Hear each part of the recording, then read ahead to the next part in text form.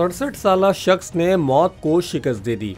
Doctors की जानिब से मुर्दा करार दिया जाने वाला शख्स अचानक जिंदा हो गया। डॉक्टर्स भी हैरान रह गए।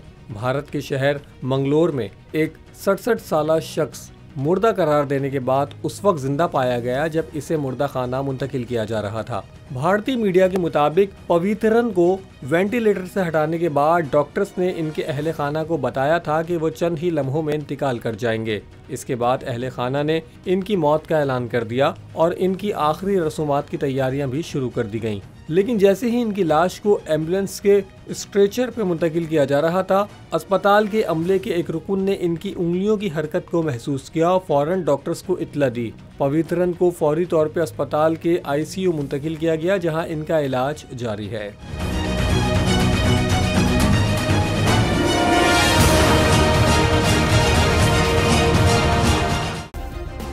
सब्सक्राइब करें और बेल दबाएं ताकि कोई खबर रह न जाए।